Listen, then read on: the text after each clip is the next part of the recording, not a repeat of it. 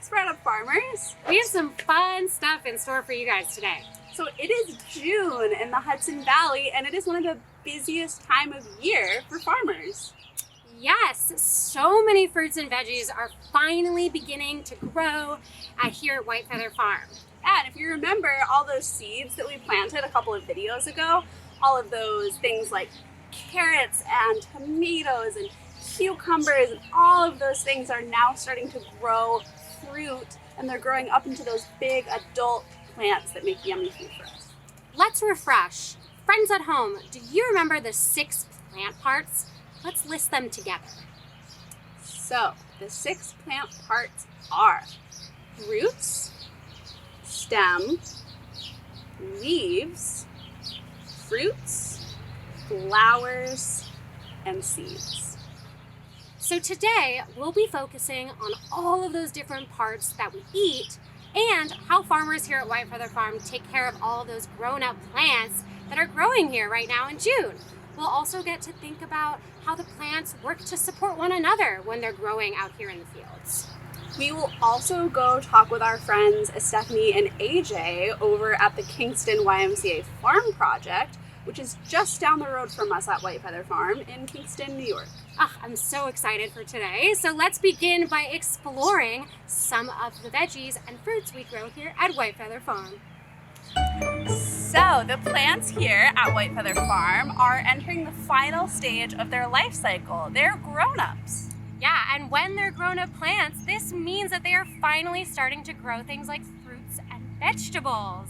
Yeah, and if you remember in our last video, we talked about flowers, right? And we talked about what happens when those flowers get pollinated by bees and birds and other insects. What happens when they get pollinated is they start to grow fruit. So all the yummy things that we like to eat, like blueberries and tomatoes and cucumbers, all that. Yeah. There are also other parts of the plants that we like to eat though. We like to eat things like the leaves of a kale plant, or even the roots, which are beets and carrots. And maybe we even eat the stems of plants, things like celery. And caring for these plants is super, super important for farmers. It's one of the most important things that they do this time of year because they have to make sure that they grow all of their fruits and vegetables because those are the edible things that farmers can give to people in their community. Let's go have a look at all of the fruits and vegetables that are growing here at White Feather Farm. The seeds of the poppy plant. The seeds and the fruit of the pepper plant.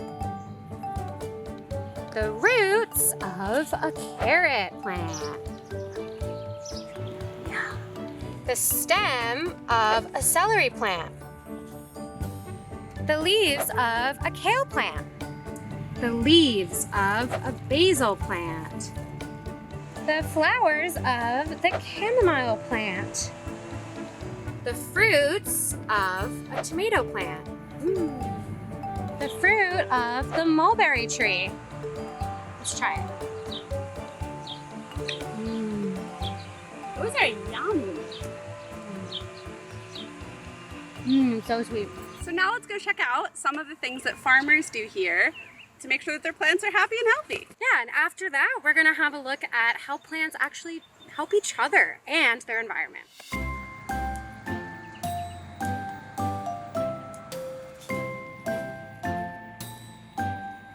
So one important thing that farmers do is take care of the soil. Yeah, and by taking care of the soil, we mean they have to do things to check in on it to make sure that it has all the right nutrients and moisture to make sure the plants can grow healthy and strong. Yeah, we learned a little bit more about this in our soil video, and in particular from Brooke at Soulfire Farm. So some examples of things that farmers might do for the soil is they might add some compost, they might add some mulch, and adding these things to the soil just helps the plants that are growing in it to soak up everything that they need. Yeah, and we love some good, rich, healthy, dark soil, and so do the plants. And this means that we can get really delicious, yummy, juicy, and flavorful fruits and vegetables to the community. I want to find a worm. Some clay. So another thing that farmers can do for plants is to check in on them to make sure that no bugs or animals are eating them. Yeah, see here? This leaf has tons of little holes in it. It kind of looks like Swiss cheese. So clearly a little bug was interested in eating this little plant, just munching on it. Munch, munch.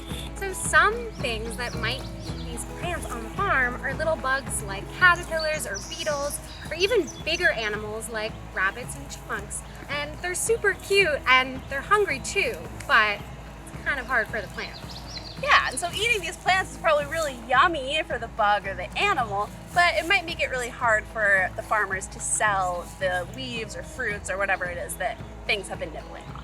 Yeah, so some things that farmers here at White Feather Farm can do to make sure that these plants are staying healthy is by planting other different types of plants like clovers and grasses and things in between the vegetables they're growing to help support good insect populations and give these animals something else to munch on in the meantime. It's eating a leaf. Bad. Bad.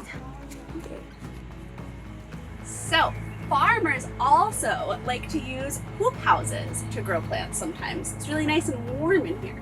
This is a hoop house, and it's basically called that because it's shaped like hoops. Yeah, and so hoop houses are these big kind of tent-like structures that farmers like to use to keep the plants warm, because some plants like to have really warm temperatures to help them grow. Some examples of that are tomatoes on either side of us, and then also cucumbers really love hoop houses. There's a bunch all on that side. Yeah, and hoop houses are also especially great for these types of plants because they can help protect them from critters that might want to eat them, so it keeps the fruit nice and safe. Another plus of hoop houses is that it protects the plants from really strong weather, so things like rain and wind. Yeah, hoop houses are so cozy. Too hot for us though. We're gonna go back outside. Let's get outside. So farmers at White Feather Farm will also plant certain types of fruits and vegetables together because they're known to help each other when growing. Muncie and Mohican nations that Heather taught us about in our seed video are just a few of the native tribes from this region that use a special type of planting called a Three Sisters garden. So this name comes from a story told by the native people of northeastern North America. The story is about three sisters who live together in a field, and even though they're all very different from each other, they all take care of one another and help each other to thrive. The three sisters refer to corn, bean, and squash. These are very important plants to Native communities that they use for food throughout the year. In this garden, the three sister plants support one another to create a healthy environment for growing food. So the corn will grow nice and tall in the Three Sisters mound, and then the little bean plants are going to start to grow up the corn as they get bigger and crawl and vine up towards the sunshine.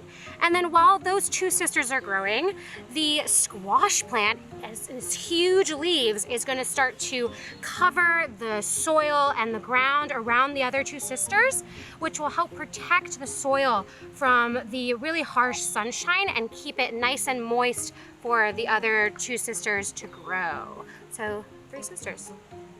Yes, we are so grateful to use this incredible knowledge of Native communities here at White Feather Farm and continue this ancient tradition that is so special to the communities of the Hudson Valley.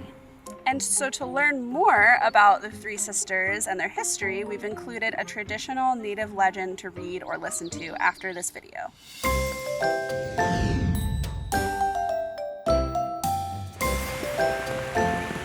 Cover crop, that white fabric. So in the greenhouse is where everything starts. We seed everything in little trays and then we transplant them into here. And as you can see, there's a lot already. So my name is Estefany Vargas. My name is AJ Jordan, and I'm an empowerment coordinator at the YMCA Farm Project in Kingston. I started here at the end of my freshman year, and I'm a senior. We welcome everyone here, and they come here and learn like how to grow and how to eat healthy, and like watch their plants like grow, and it's really amazing. I really like lettuce because the lettuce seeds are so big, and you can see them when you're planting them. and they're also very easy to harvest. To eat kale, I love kale. I love my kale chips. That's my favorite snack. Okay, something that I didn't really like before that I do like a lot more now is peppers. So I like peppers a lot more now that I've gotten to grow them and eat them. So this is like a home for them. So they come and like lay their eggs, and you know when they lay their eggs because it's closed like that. Like you see that? When they're ready to come out, they hatch and it opens again. During summers, we have a lot more programming because our students aren't in school anymore, so they're able to come on the farm during the morning. Throughout the week, we do like seeding and harvesting, Watering, wood chipping. and getting ready for our farm stands. We do twice a week. We sell vegetables back to the community. Yeah, so we have strawberries growing over here. These are onions, garlic. They're just for herbs. Nice. And we harvest everything, give them to them, and they cook it. Nice. In Kingston, we have a really big problem with something that's called food apartheid, which basically means certain people can't get healthy food and other people can get healthy food very easily. So we're trying to help bridge the gap and help anybody be able to get access to healthy food. Yeah, we also did a garden bed project, and we built garden beds for people. This year, we did over 30 beds. We were here building the garden beds. They would deliver it to the houses, and we would put the dirt in. Some of us would walk to the houses with like our wheelbarrows and shovels and all the tools we needed. We also gave them seedlings, and it was just so awesome to see the community so excited about it. You should talk to your parents about growing whatever you want to grow, and you guys should do it together so that you can have a lot of fun. Thank you, Sprout Up farmers, and to all of our special guests for joining us here on this beautiful day at White Feather Farm. And for some more fun opportunities to keep learning at home, make sure that you check out the worksheet for this video, which has some fun projects for you to do. Yes, thanks again to our guests and all of the yummy fruits and vegetables that we got to feature in this video. And we look forward to seeing you next time, where we're talking about, I think, one of our favorite topics, which is what happens after we grow food. We get to eat it. So thanks.